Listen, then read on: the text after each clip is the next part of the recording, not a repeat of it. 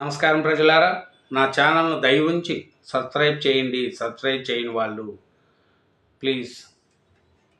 ఈరోజు ఈనాడు, ఆంధ్రజ్యోతి, సాక్షి పేపర్లోని వార్తలు చూసే ముందు నా ఛానల్ను దయవుంచి సబ్స్క్రైబ్ చేయండి. అలాగే మన రేవంత్ రెడ్డి గారి పాలన ఏడాది అయిన సందర్భంగా అతను ఏం చేశాడు, అతనిలో ఏమి లోపం ఉన్నాయి, ప్రజలకు ఏం చేశాడు, ఏం చేయలేదు అనేది పూర్తిగా సమాచారం చేసుకున్నాం. ఏడాది పాలన 2023 డిసెంబర్ 7న ప్రమాణ స్వీకారం చేసిన రేవంత్ రెడ్డి గారు 2024 డిసెంబర్ 7 ఈ రోజుటికి కరెక్ట్గా 1 ఇయర్ అయింది. ఈ 1 ఇయర్లో ఆయన చేసిన అభివృద్ధి పనుల గురించి కొన్ని తెలుసుకున్నాం. ఒకటి చూద్దాం. ఏడాది ప్రగతి బాటలో రేవంత్ సర్కార్, రుణమాఫీ, 6 గ్యారెంటీలు అమలు, కాంగ్రెస్ ముద్ర, కొత్త ప్రాజెక్టులు, Musi, port city, triple R, metro, గురుకులాల్లో సమీకృత భవనాలు, 55,143 ఉద్యోగాల భర్తీ, సాగునీటి ప్రాజెక్టులపై 10,000 కోట్ల ఖర్చు, దూకుడు కాస్త ఇబ్బందికరము, అత్యంత కీలకం కానున్న రెండో ఏడాది పాలన. చూడండి, రేవంత్ రెడ్డి గారు సంవత్సర కాలంలో ఇవన్నీ చేశాడు, ఇంకా ఏం అది చేసుకుంటూ పోతున్నాడు. ప్రగతి బాటలోనే రేవంత్ సర్కార్ ఏడాది పాలన. తొలి ఏడాది రుణమాఫీ, 6 గ్యారెంటీల అమలు. చూడండి, ఏడాదికి ముందు అతాకుతలంగా అప్పులు కుప్పగా ఉన్న రాష్ట్ర ఆర్థిక వ్యవస్థ, రాష్ట్ర రాబడులు నిర్దేశగత వ్యయాలకే సరిపోయే పరిస్థితి, ప్రత్యామ్నాయ ఆదాయ మార్గాలు కనిపించని దుస్థితి, నిరాశజనకంగా రెవెన్యూ, విద్య, వైద్యము, సాగునీరు తదితర రంగాలు, ఉద్యోగులకు అందాల్సిన ప్రయోజనాలు అందక తీవ్ర నిరాశ, నిస్పృహాలు. ఇది ఎప్పుడు?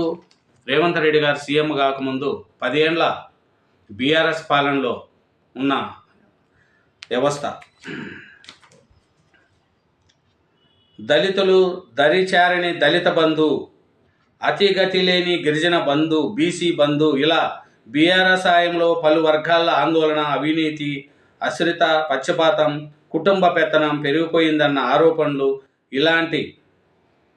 ఇలాంటి సందిగ్ధ వ్యవస్థ సవాళ్లు నడుమ సరిగా 2023 డిసెంబర్ 7న అధికార పగ్గాలు చేపట్టిన కాంగ్రెస్ ప్రభుత్వానికి ఈ డిసెంబర్ 7తో ఏడాది కాలం పూర్తవుతుంది.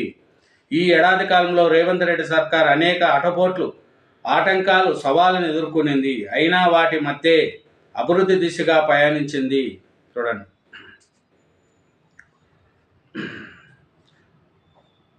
కొన్ని లోపాలు చోటు చేసుకున్నా మొత్తంగా ఏడాది పాలన పర్వాలేదనిపించింది. అయితే ఈ ఏడాదిలో ఎదురైన సమస్యలు, అనుభవాలతో రాబో కాలంలో మెరుగైన పాలన అందించాలన్న అభిప్రాయాలు ఉన్నాయి. ముఖ్యమంత్రి రేవంత్ రెడ్డి సమర్థులు, సీనియర్లను తన మంత్రివర్గంలో సహచరులుగా ఎంపిక చేసుకొని రాష్ట్రంలో పాలన మొదలుపెట్టారు.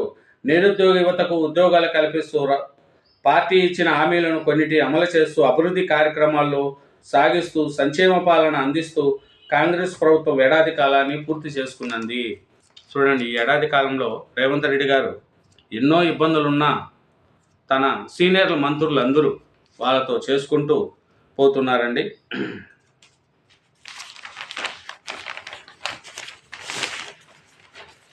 ఏమిటంటే, గత ముఖ్యమంత్రుల మాదిరిగానే తన మార్కు, అభివృద్ధి కూడా ఉండాలని సీఎం రేవంత్ రెడ్డి భావించారు.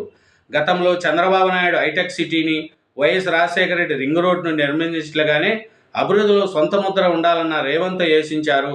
అందులో భాగంగానే Musi river front project, port city, regional ring road వంటి 3 ప్రతిష్టాత్మక ప్రాజెక్టులు చేపట్టారు. మూసీ ప్రక్షాళన, పునరుజ్జీవ లక్ష్యంగా చేపట్టిన మూసీ రివర్ ప్రాజెక్టు మొత్తం హైదరాబాద్ నగరానికి కొత్త కళను తీసుకొస్తుందని ప్రభుత్వం భావిస్తుంది. ఈ ప్రాజెక్టులో పర్యావరణ పరంగానే కాకుండా ఆర్థిక, ఉపాధి, ఉద్యోగాల పరంగా కొత్త అవకాశాలు తీసుకొచ్చేలా చేయాలన్న సంకల్పంలో ఉంది. త్వరలో ఈ ప్రాజెక్టు పనులను ప్రారంభించనున్నది. ప్రభుత్వం చేపట్టిన మరో ప్రతిష్టాత్మక ప్రాజెక్టు పోర్ట్ సిటీ, 40,000 ఎకరాల పరిధిలో అద్భుతమైన సరికొత్త నగరాన్ని నిర్మించాలన్న లక్ష్యంతో ముఖ్యమంత్రి రేవంత్ రెడ్డి ముందుకెళ్తున్నారు. ఇప్పటికీ ఇక్కడ యంగ్ ఇండియా స్కిల్ యూనివర్సిటీని, జిఎన్ఓ సెంటర్ను ఏర్పాటు చేయనున్నది. స్కిల్ యూనివర్సిటీని 200 కోట్లతో నిర్మించడానికి మేము ఇంజనీరింగ్ అండ్ ఇన్ఫ్రాస్ట్రక్చర్ సంస్థ ముందుకు రావడమే కాకుండా ఆ నిర్మాణ పనులను శంకుస్థాపన కూడా చేసింది. ఇవి కాకుండా రీజనల్ రింగ్ రోడ్ను కూడా ప్రభుత్వం ప్రతిష్టాత్మకంగా తీసుకుంటుంది. వీటితో పాటు హైదరాబాద్ మెట్రోను మరో దశ చేపట్టేలా ప్రణాళికలు రూపొందించారు. సుమారు 72 కిలోమీటర్ల మేర మెట్రోను విస్తరిస్తున్నారు. చూడండి, రేవంత్ రెడ్డి గారు ఒక సంవత్సరంలో చేసిన ఈ పనులన్నీ. ఎందుకంటే చేసిన వాళ్ళని చేసినా అని చెప్పాలి, చేయకపోతే తప్పు అని చెప్పాలి. అది ప్రస్తుతం రాష్ట్రంలో ఎస్సీ, ఎస్టీ, బీసీ, మైనార్టీ వర్గాలకు వేరువేరుగా ఉన్న గురుకుల పాఠశాలను ఒకే గొడుగు కిందకు తీసుకురావాలని రేవంత్ సర్కార్ నిర్ణయించింది. వీటన్నిటి ఒకే ప్రాంగణంలో young India integrated residential schools పేరిట ప్రతి నియోజకవర్గంలో ఒకటి చొప్పున నిర్మించనున్నది. మరోవైపు సాగునీటి రంగంలో ఏడాది కాలంలోని 10,000 కోట్ల వరకు వ్యయం వేసించనున్నది. ఇంకా ఎన్నికల సందర్భంగా ప్రకటించిన 6 గ్యారెంటీల్లో కొన్నిటిని ప్రభుత్వం అమలు చేసి చూపించింది.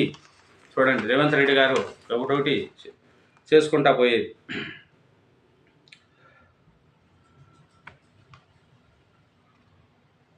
రాజవారోగ్యశ్రీ ఆర్టీసీ బస్సుల్లో మహిళలకు ఉచిత ప్రయాణం, ఆరోగ్యశ్రీ పెంచాడు. మహిళల్లో బస్సు ప్రయాణం 500కే గ్యాస్ సిలిండర్, 200 యూనిట్లు లోపు ఉచిత గృహ విద్యుత్తు, వ్యవసాయానికి ఉచిత విద్యుత్తు, బియ్యం సబ్సిడీ, ఉపకార వేతనాలు, డైట్ ఛార్జీలు పెంపు, కళ్యాణ లక్ష్మి, షాదీ ముబారక్ తదితర పథకాలన్నిటికీ 61,194 కోట్లను వ్యయం చేసింది. ఎస్సీ, ఎస్టీ, బీసీ, మైనార్టీల సంక్షేమానికి నవంబర్ నాటికే దాదాపు 9,888 కోట్లను ఖర్చు చేయడం గమనార్హము. రుణమాఫీ పథకాన్ని కూడా తొలి ఏడాదిలోనే భుజానికి ఎక్కుకున్నది. నిధుల సర్దుబాటు సమస్య అత్యంత తీవ్రంగా ఉన్న ఒక రుణమాఫీ పథకం కిందనే 20,616 కోట్లను విస్తరించింది. రుణమాఫీ ఎంత చేసిందండి? ఏడాది కాలంలోనే రేవంత్ రెడ్డి గారి సర్కారు 20,616 కోట్లను హెచ్చరించింది. సంక్రాంతి పండుగ నుంచి రైతు భరోసాలను అమలు చేస్తామని సీఎం రేవంత్ రెడ్డి ప్రకటించారు. చూడండి, నీళ్లు, నిధులు, నియామకాలు ఉన్న బ్యాక్లైన్తో కొనసాగిన తెలంగాణ ఉద్యమాన్ని మరోసారి మననం చేసుకుంటూ ఉద్యోగాల కల్పనపై ప్రభుత్వం దృష్టి సారించింది. ఏడాది కాలంలోనే ఏకంగా 55,143 ఉద్యోగాలను భర్తీ చేసింది. తెలంగాణ పబ్లిక్ సర్వీస్ కమిషన్ ద్వారా 12,324 పోస్టులు, medical and health recruitment board ద్వారా 7,378 పోస్టులు, Telangana state police recruitment board ద్వారా 16,067 పోస్టులు, Telangana residential and educational institute of recruitment board ద్వారా 8,304 పోస్టులు, పాఠశాల విద్యాశాఖ ద్వారా 10,006 పోస్టులు, ఇతర సంస్థల ద్వారా 441 పోస్టులు భర్తీ చేసింది. చూడండి, రేవంత్ రెడ్డి గారి ఏడాది పాలనలోనే 55,143 పోస్టులు ఇచ్చాడు. ఒక సంవత్సరంలోనే 55,143 పోస్టులు. గత బీఆర్ఎస్ ప్రభుత్వ హయాంలో వెలువడిన కొన్ని నోటిఫికేషన్లకు సంబంధించిన ఉద్యోగాలతో పాటు కాంగ్రెస్ అధికారంలోకి వచ్చిన తర్వాత ఇచ్చిన నోటిఫికేషన్లో మరికొన్ని ఉద్యోగాలను భర్తీ చేసింది. 35,000 మంది ఉపాధ్యాయులు బదిలీలు, 22,000 మంది ఉపాధ్యాయ పదోన్నతులు ప్రక్రియలను చేపట్టి బేస్ అనిపించింది. చూడండి, రేవంత్ రెడ్డి గారు ఏడాది పాలనలో చేసింది మనం చెప్తున్నాం. ముందు 10 ఏళ్ళలో ఎలా పరిపాలించారు, ఇప్పుడు ఎలా పరిపాలిస్తున్నారు అనేది మనం చూసుకోవాలి. అందుకనే చెప్పాను, నేను మొదటి నుంచి చెప్తున్నా, రేవంత్ రెడ్డి గారు అందరి సీఎం రాజశేఖర రెడ్డి గారి దగ్గర కొన్ని నేర్చుకున్నాడు, చంద్రబాబు నాయుడు గారి దగ్గర కొన్ని నేర్చుకున్నారు, కేసీఆర్ గారి దగ్గర కొన్ని నేర్చుకున్నాడు. వాటిల్లో నేర్చుకునేది మంచి ఎలా చేయాలనేది ఆయన నేర్చుకున్నాడు. ప్రభుత్వ పాలన ఏడాది కాలం సాఫీగా సాగిన దూకుడు వ్యవహారమే కాస్త ఇబ్బందులు సృష్టిస్తుందని అభిప్రాయం ఉంది. పథకాలు, కార్యక్రమాలను అమలు చేయడంలో బాగా కొన్ని ఆటంకాలు ఎదురవు సమాజం కానీ వాటిని ముందస్తు ప్రణాళిక ప్రకారం అమలు చేయాలి. చేసే పని మంచిదైనా దానికి ప్రజాభిప్రాయం సానుకూలంగా కూడగట్టడం అత్యంత ప్రధానము. ఉదాహరణకు మూసీ రివర్ ఫ్రంట్ ప్రాజెక్ట్ విషయంలో ప్రభుత్వం తొలుత కాస్త బోల్తా పడింది. నదీ గర్భంలో నివాసాలు ఏర్పాటు చేసుకొని ఏళ్ల తరబడి ఉంటున్న నిర్వాహితులను ముందుగా ఒప్పించకుండా, వారికి భరోసా కల్పించకుండా ముందుకెళ్ళింది. దీంతో నిర్వాహితులు ప్రతిపక్షాల నుంచి తీవ్ర వ్యతిరేకత ఎదురైంది. ఆ తరువాత విషయాన్ని గ్రహించిన ప్రభుత్వం నేరుగా ప్రజల్లోకి వెళ్ళింది. నల్గొండ జిల్లాలో రైతులతో భారీ ఎత్తున పాదయాత్ర నిర్వహించింది. పర్యావరణవేత్తలు కూడా మూసీకి మద్దతు పలికాయి. మరోవైపు హైడ్రా విషయంలో ఇలాంటి అపవాదనే ఎదుర్కొనింది. ఆ తర్వాత వ్యవహారాన్ని కూడా సరిదిద్దుకునింది. లగచర్లో ఫార్మా విలేజ్ కోసం ఇటీవల భూసేకరణ చేపట్టిన కలెక్టర్, ఇతర అధికారులపై స్థానికులు దాడికి దిగడం సంచలనం రేపింది. దాంతో సీఎం రేవంత్ రెడ్డి దిద్దుబాటు చర్యలు చేపట్టారు.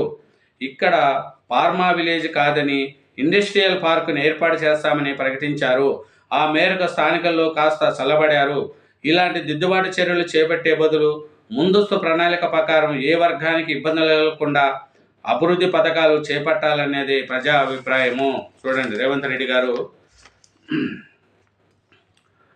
హైదరాబాద్లో రియల్ ఎస్టేట్ వ్యాపారులకు కాస్త మందగించింది. అయితే హైదరాబాద్ ఒక నగరంలోనే జరిగింది కాదు, ఆర్థిక మాంద్యం ప్రభావంతో ప్రపంచవ్యాప్తంగా ఉందని ప్రభుత్వం పేర్కొనింది. ఇది కొంతకాలంగా వరకు వాస్తవమే కూడా. కానీ దీనికి హైదరాబాద్ కూడా తోడైందన్న భావన నెలకొల్లింది. భవన నిర్మాణ అనుమతుల ఆలస్యం అయ్యాయన్న ప్రచారం కూడా జరిగింది. చూడండి, ఇంకా ఈ సంవత్సరం పూర్తయి రెండో ఏడాదిలో కూడా కొన్ని ఇబ్బందులు ఉన్నాయి. మొదటి ఏడాదితో తీవ్ర ఆర్థిక ఒడిదుడుకులు, ఇతరత్ర కోస్త అవస్థలున్న సంక్షేమం వైపు సాగిన ప్రభుత్వానికి రెండో ఏడాది అత్యంత కీలకంగా మారనున్నది. ఇది అండి రేవంత్ రెడ్డి గారు ఏడాది పాలనపై మనం చదువుకున్నది. ప్రజల్లో ఇప్పటి వరకు ఆయన చేసుకుంటూ ముందుకు పోతున్నాడు. కొన్ని చెప్పాను కదా, ఇబ్బందులు కానీ ముందు చూపులు అట్లా, కానీ కొన్ని సరిదిద్దుకుంటూ రేవంత్ రెడ్డి గారు వెళ్ళడం, అతనికి 1 year అయిన సందర్భంగా అందరం కూడా శుభాకాంక్షలు తెలుపుకుంటూ రేవంత్ రెడ్డి గారి పాలన ఇంకా మంచిగా ముందుకు పోవాలని ఆశిస్తున్నాం. అలాగే థ్యాంక్ యూ వెరీ మచ్. నా ఛానల్ను సబ్స్క్రైబ్ చేయండి, నా వీడియోను లాస్ట్ వరకు చూడండి. Thank you. లైక్ చేయండి, సబ్స్క్రైబ్ మర్చిపోకండి. Thank you.